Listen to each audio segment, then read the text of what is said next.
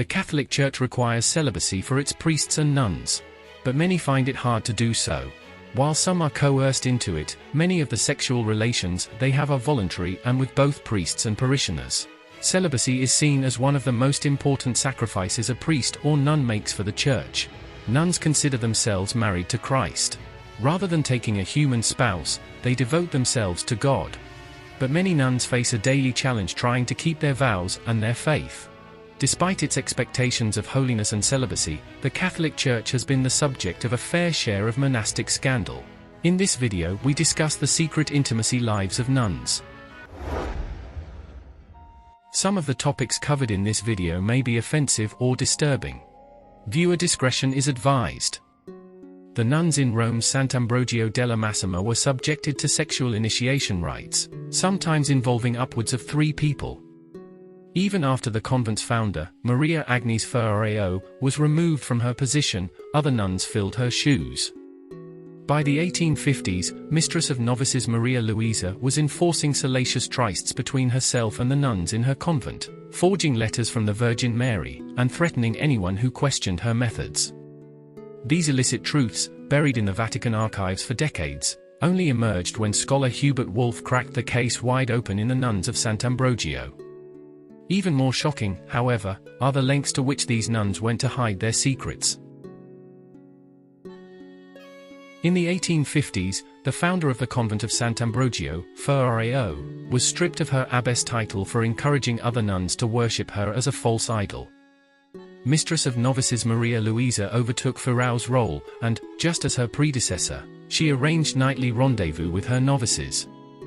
One nun confessed, "Maria Luisa asked me to lie in a certain position, with my legs raised, while she entwined herself with me.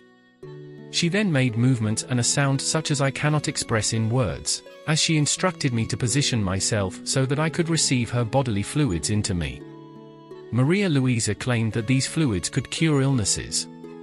She also asked the novices to lay face-to-face and breast-to-breast with her as part of their initiation ritual. Mistress of Novices Maria Luisa wasn't just sleeping with the other nuns. She was also carrying on with one of the convent's Jesuit confessors. When the two met up at night, they shook off suspicion by citing reasons of religious communing. In fact, Maria Luisa managed to con the confessor into bed using forged letters from the Virgin Mary. Maria Luisa asked a novice, Maria Francesca, to write the holy letters because of her beautiful handwriting, and soon everyone in the convent was following the holy orders, including the confessor who jumped into bed with Maria Luisa. The convent's founder, Maria Agnes Ferrareo, was involved in several scandals during the early 19th century. Although she had been a spiritual advisor to Pope Leo XII, Ferrareo found herself in hot water when her misdeeds became public. Ferrareo not only had an affair with her confessor, but she also engaged in a 3-way tryst with her confessor and another nun. She performed false miracles and had 2 abortions when she became pregnant by clerical officials. Miraculously, Maria Agnes's convent wasn't shut down by the Inquisition in 1816 when she was stripped of her title as abbess. Instead, the illicit activity continued behind closed doors. One of the confessors at Sant'Ambrogio harbored a secret. He was living under an assumed name. He was actually Joseph Kloitgen, an advisor to the Pope and a leading theologian. In 1848, Kloitgen began an affair with one of the nuns, and during the Inquisition trial, the confessor admitted that he had multiple carnal encounters with Maria Luisa. Kloitgen tried to defend himself. Their affair, he insisted, was purely spiritual, not about lust, Kloitgen claimed, but about religion.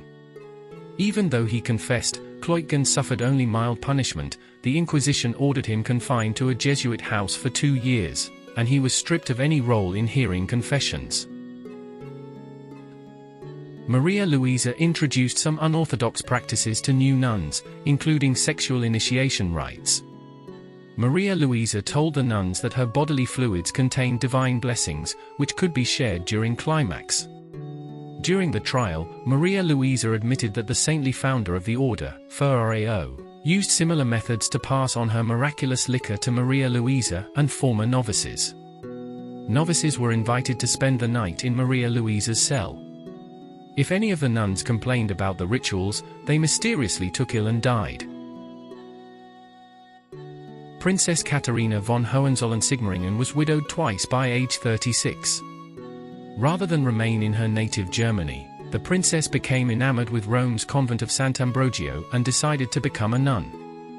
Not long after, however, the princess uncovered some suspicious behavior and soon feared for her life. The princess smuggled out a cryptic letter that simply read, "Save me." After she discovered the abbess's illicit and controlling behavior, she believed Maria Luisa was slowly trying to kill her. During the Inquisition trial, Maria Luisa was accused of participating in lesbian encounters, venerating a false saint, and murder. But one crime in particular stood out during her trial. According to witnesses, Maria Luisa had engaged in what was termed a Jesuit blessing, but was actually an erotic ceremony. The secret blessing, passed down from the convent's founder Maria Agnès Ferrario, consisted of French kissing, among other things. One witness said that the male confessor made the sign of the cross on her throat with his tongue. Sometimes he put his tongue into the penitent's mouth and kissed her on the heart. While receiving the blessing, nuns sometimes fell into a state of ecstasy on their knees before the confessor. Maria Luisa shared an erotic letter with the convent's newest recruit, the twice-widowed German Princess Katharina. But when the princess reacted with shock, Maria Luisa decided to eliminate the critic in the most permanent way. Maria Luisa used forged letters from the Virgin Mary to justify her actions.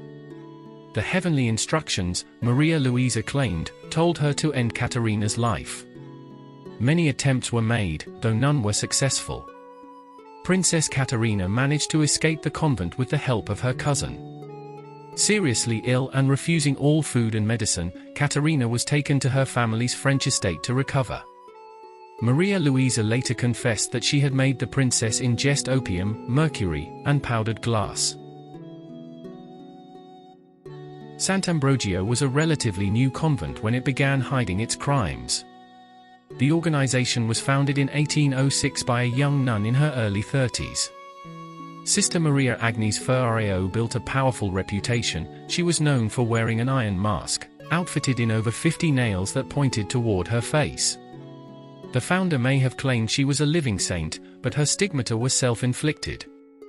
On top of that, the Inquisition put Ferrario on trial in 1816, and she was convicted. The charges were feigned holiness and lewd behavior with her confessor. Ferrario spent the rest of her life in banishment. Although Ferrao's convent managed to stay open, the Inquisition may have been looking for an excuse to close it. The convent's secret stayed hidden for over 100 years. Even after an Inquisition trial, the secrets of Sant'Ambrogio never became public. Thanks for watching.